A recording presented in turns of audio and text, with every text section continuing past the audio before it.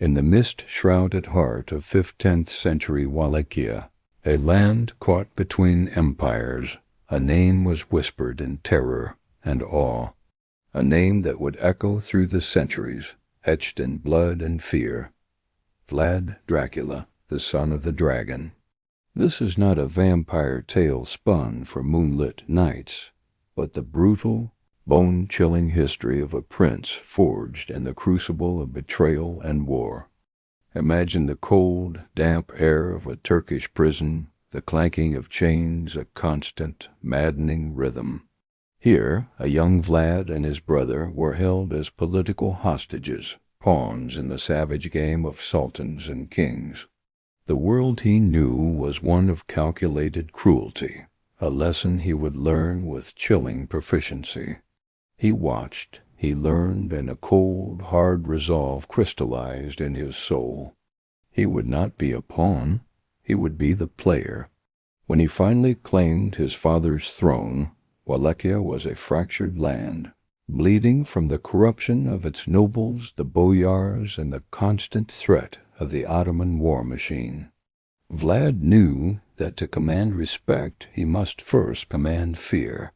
And fear, he understood, was a language everyone spoke. He struck first at the treacherous boyars who had bled the kingdom dry.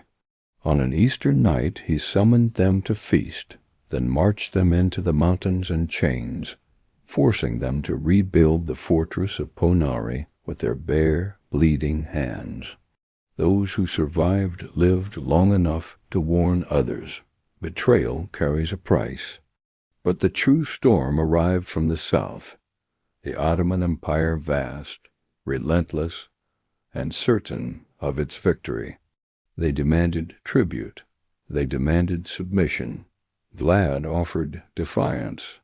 When Sultan Mehmed II, the conqueror of Constantinople, marched with an army of unimaginable size to crush Vlad, he expected to find a frightened prince. Instead, he found a nightmare. As his forces advanced, they discovered not a battlefield, but a valley of the dead. 20,000 Turkish prisoners impaled on a vast, horrifying forest of stakes, rotting under the Balkan sun.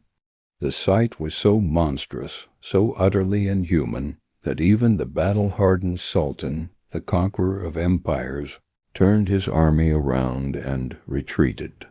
He had faced armies of men, but never an army of one man's will turned into a landscape of horror. Was Vlad a monster? A psychopath? Or was he a patriot pushed to the absolute extreme, a ruthless protector using the only weapons he had against an overwhelming foe?